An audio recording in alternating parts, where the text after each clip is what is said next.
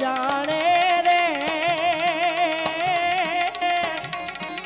ए परविती सुजाने प्रीतड़ी रे अने सुरता कुंवारी हा ए मारा नाथ नो वियोग आ साया जी ने के जोरे आटली ए मारी वीनती रे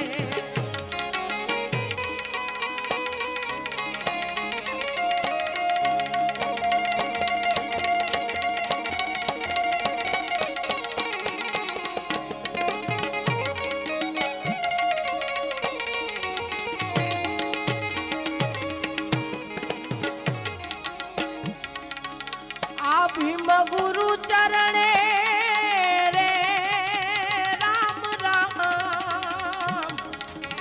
ए दासी ए जीवान बोलिया रे ए दासी ने आदर सान दे जो ने हमें साया जी ने के जोरे ए आटली ए मारी वीनती ऐसा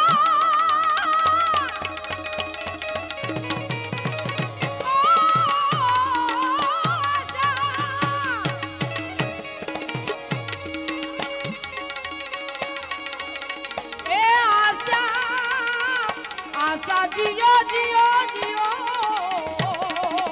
आशा विकट विषय यमुना किनारो आव हमोला के यमन रावण सारो विकट विषय यमुना किनारो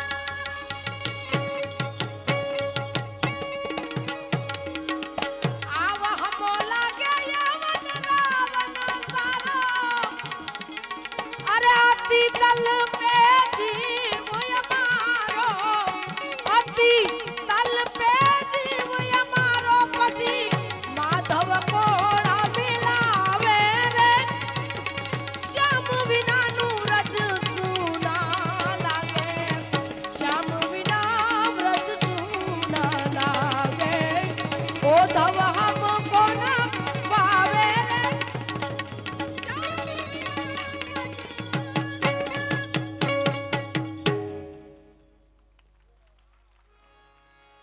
गिरनारी महाराज की जय ईश्वरिया महादेव की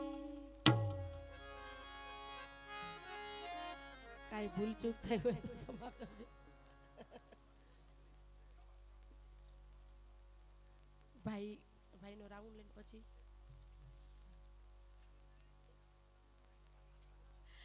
હા દાદા એક યાદ કરાવું હું પહેલી વખત અહીંયા આવી હતી ને ત્યારે સંકલ્પ લીધો હતો કે દાદા મારે પિક્ચરમાં ગાવું છે અને સવા મહિનોનો થયો અને પિક્ચરમાંથી ડાયરેક્ટર ગોતતા ગોતતા આવ્યા કે વિજયાબેન વાઘેલા ક્યાં રહે છે ત્યારે મને ગૌડાવ્યું હતું સુર આપતો હું ગઈ જાઉં છું યાર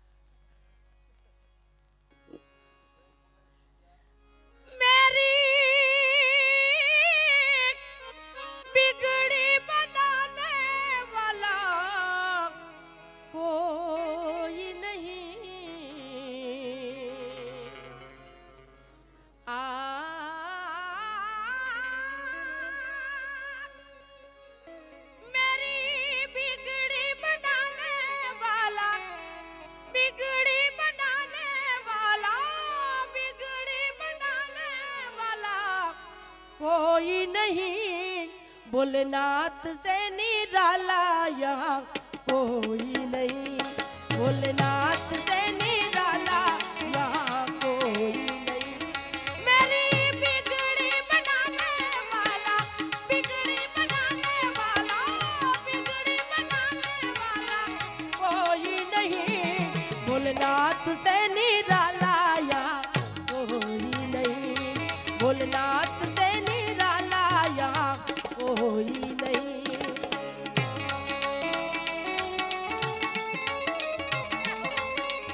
કડીમાં પ્રાણ છે.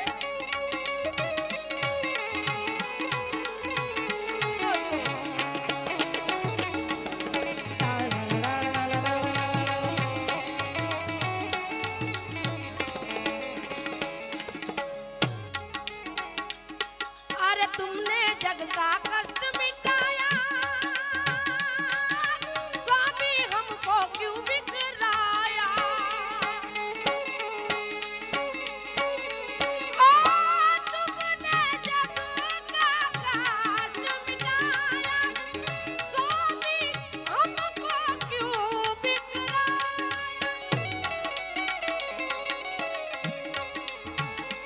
अब मुझे बचाने वाला, मुझे बचाने वाला, मुझे बचाने वाला कोई नहीं. आ अब मुझे बचाने वाला कोई नहीं. भोलेनाथ से निराला या कोई नहीं. भोलेनाथ से निराला या कोई नहीं. જીઓ બાપ જીઓ, આવા સુરીલા બચાવને એક વખત આવો દેવ આવો હવે.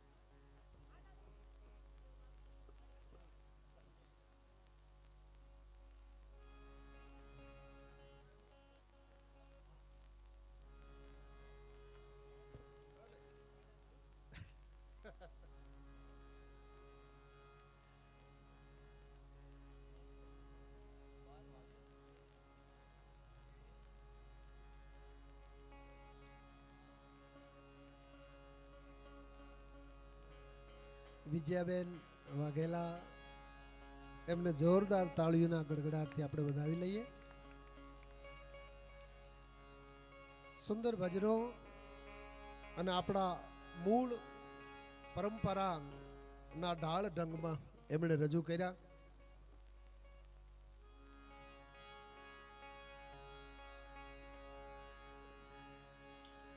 ભજન વિશે આપણે શું કહી શકીએ, પણ રામાયણ એની સાક્ષી આપે છે.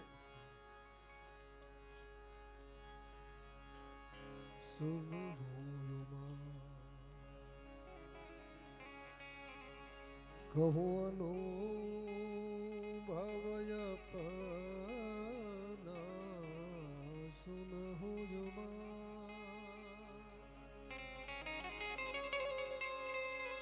એ સુનહુ યુમા કહું જનું ભવય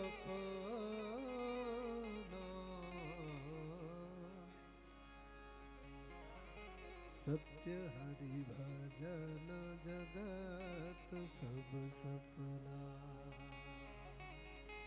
ગોપાલ સાહેબ, કાક બાપુ ભજન ની શરૂઆત કરે ત્યારે એમણે ભજન વિશેની એક સરસ મજાની નોંધ લખી છે. મહેશદાનજીભાઈ પધારો. ભજન વિશે એક નોંધ લખી છે કાક બાપુએ. અરે વાહ, એમને જોરદાર તાળીના ગડગડાટથી વધાવો. મેં અરે ક્યાં વાત છે, મને ખ્યાલ છે ને, મેં જોયેલા એ મસ્તીમાં ભજન ભજનની સાચી મસ્તી છે એમને. બે કે રૂડો ફૂલડાનો બાગ જેનો રૂડો પાણતિયો ના.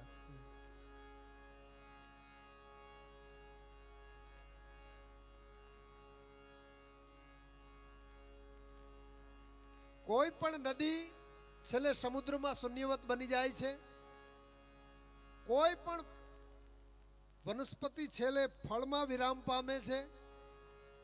એવી જ રીતે આ કાગબાપુએ લખ્યું છે. એક ચોખવટ કરી દઉં મહેશદાનજી, હમણાં હું છે ને છેલ્લા 6-7 મહિનાથી અમે શરૂ કર્યું છે ને પૂજ્ય બાપુની કથામાંથી એ પ્રેરણા મળી છે કે શિવજીની સ્તુતિ કરીને હું પ્રોગ્રામ ચાલુ કરું, પણ બીજી હારે એ સ્તુતિ કરું છું, વિનંતી કરું છું પગે લાગીને કે અહીંથી હું જે કાંઈ રજૂ કરું છું એમાં એક પણ મારો મૌલિક વિચાર નથી. આ ક્યાંક મેં સાંભળ્યું છે, ક્યાંક ક્યાંક વાંચેલું છે, આટલું જ. આ મારી ખાલી રજૂઆત છે. એમાં ખાસ બાપુની કથાઓ વધારે સાંભળતો હોઉં છું. રૂપાલા સાહેબને ખૂબ સાંભળું છું. ભીષ્મ બાણસૈયા ઉપર હોય, રૂપાલા સાહેબે કીધેલી વાત છે મેજદાનજી.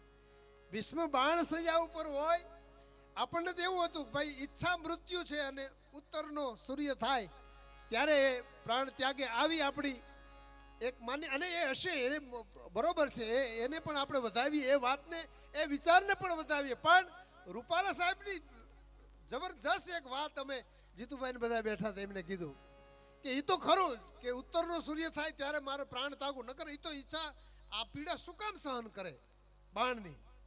પણ ભીષ્મ એટલા માટે જીવિત રહ્યા કે યુદ્ધ પૂરું થયું અને બધું જ એમ કહેવાય કે યુદ્ધ પૂરું થયું, પરિણામ જાહેર થઈ ગયું અને છેલ્લે દુર્યોધને પોતાના દીકરાનો હાથ યુધિષ્ઠિરના હાથમાં હોય પણ પછી ભીષ્મ દાદાએ પ્રાણ ત્યાગ્યા કે હવે વાંધો નહીં, હવે પાછું કુટુંબ થાળે પડી ગયું છે.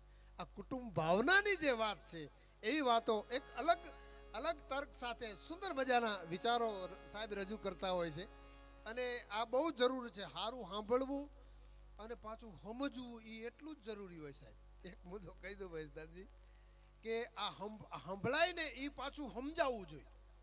આ સંભળાય એ સમજાય નહીં તો શું થાય એનો એક મુદ્દો કહી દઉં. અમારા સાહેબ છે ને બંદોબસ્તમાંથી આવ્યા, થાકી ગયા હતા. થાક તો લાગે ને, પોલીસ નહીં લાગે, તો લોકોને એવું છે કે આ નો થાકે પણ લાગે.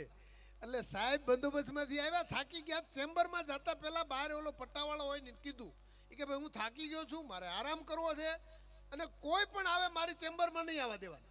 અને કોઈ પણ આવીને ક્યાંક મામાનો દીકરો છું, મોટા બાપુનો દીકરો છું, તારે કહી દેવાનું અહીંયા આવી બધા આવું જ કે, બાકી અંદર કોઈને આવવા દેવાના નહીં. આવી કડક સૂચના દઈ અને સાહેબ ચેમ્બરમાં ગયા. સાહેબના નસીબ નબળા, થોડીક વાર થઈ હતી એમના પત્ની જ આવ્યા. એટલે એમના પત્ની તો કઈ રજા ન લે, સીધા અંદર જવા જતા હતા. ઓલા પટ્ટાવાળા રોક્યા, અંદર જતા નહીં. સાહેબના પત્ની મગજ હલી ગયો. એ કે તું મને ઓળખે છું, એમની પત્ની છું? તો ઓલો કે અહીં આવે એ બધા એવું જ કે.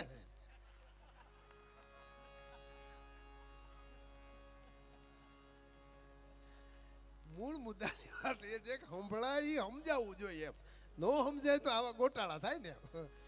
એટલે ટૂંકા કાગબાપુની વાત કરતો હતો કે એમણે ભજનની વ્યાખ્યા આગળ એક લખી છે, ટૂંકી નોંધ, કે કોઈ પણ નદી છેલ્લે સમુદ્રમાં શૂન્યવત બની જાય છે, કોઈ પણ વનસ્પતિ છેલ્લે ફળમાં વિરામ પામે છે. એવી જ રીતે શાસ્ત્રો લખનારા પંડિત મહાપુરુષો પણ છેલ્લે ભજનનો આશરો લે છે. કારણ કે ભજન વગર આત્મસંતોષ થતો નથી. મોટા મોટા પુરાણો લખ્યા પછી પણ જ્યાં લગી કોઈ પણ એ કવિ હોય, પંડિત હોય, ભજનનો આશરો ન લે ત્યાં લગી એને આત્મસંતોષ થતો નથી. એટલે મહાપંડિતોએ જેને પુરાણો લખ્યા છે એને છેલ્લે ભજન લખવા પડ્યા છે. અને આપણો ગામડિયાનો ખેડૂત નાનો કવિ કોઈ દુહો લખતો હોય તોય છેલ્લે ભજનનો આશરો લે છે. ભજનના ઘરે જઈ અને પ્રેમની ભીખ માગે છે. અને સાહિત્ય સૃષ્ટિની અંદર બહુ સરસ મજાની વાત આ લીટીમાં લખી છે ભગત બાપુએ કે સાહિત્ય સૃષ્ટિની અંદર પ્રભુ જેવું જ ખોળ્યું, પ્રભુ જેવો જ પ્રેમમય જો કોઈ સાહિત્ય સૃષ્ટિમાં હોય તો એ ભજન છે. અને એવું ભજન કરવા માટે અહીં મળ્યા છે. ત્યારે આપણો બાળ કલાકાર હેત વાલા તારે વાલકનો છે હેત, હેતને કહું કે આવ મારા બાપ, આપની વાણીનું હેત વરહાવે. જોરદાર તાળીઓ વચ્ચે રજૂ થાય ભાઈ શ્રી હેત.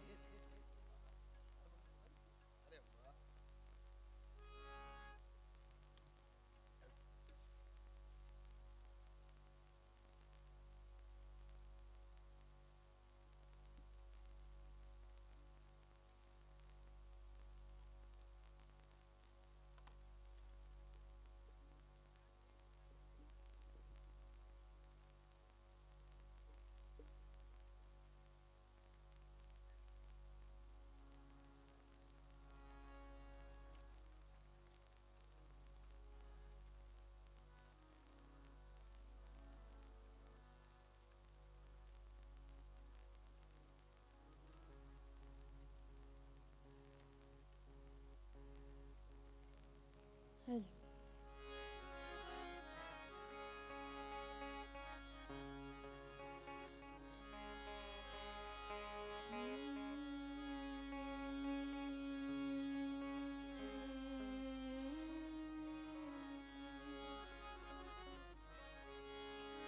બોલો ઈશ્વર્યા મહાદેવ કી, ઉમિયા માત કી, ખોડિયાર માત કી.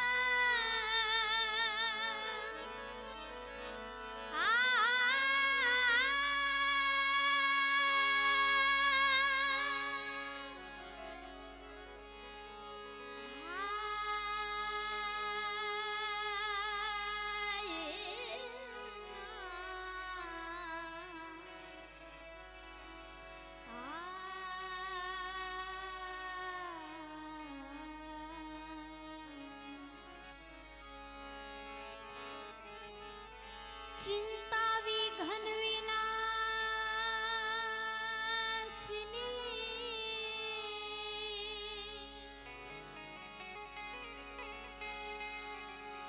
કમલાસની સખા,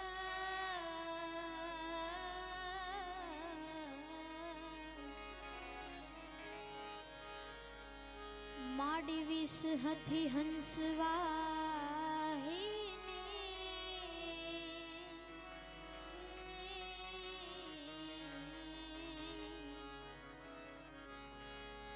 दुर्गा देहु सुमा,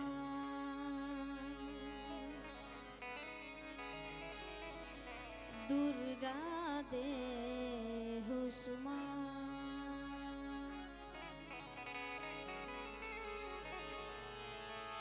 मोढ़े बोलू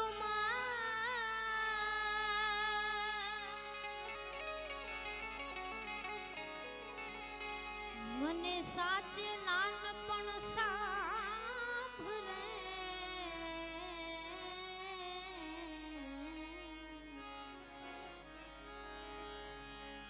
પછી મોટપની મજા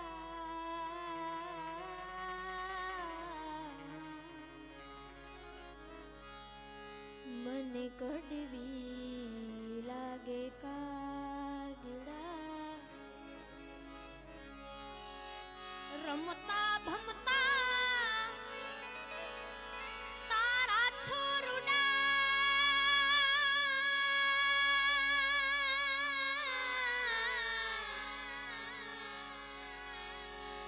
આઘા નીકળી ગયા,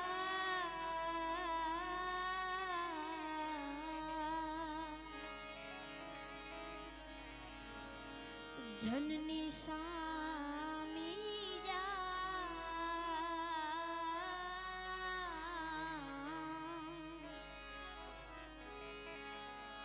ખબરું લેવા ખોદલી, ખબરું લેવા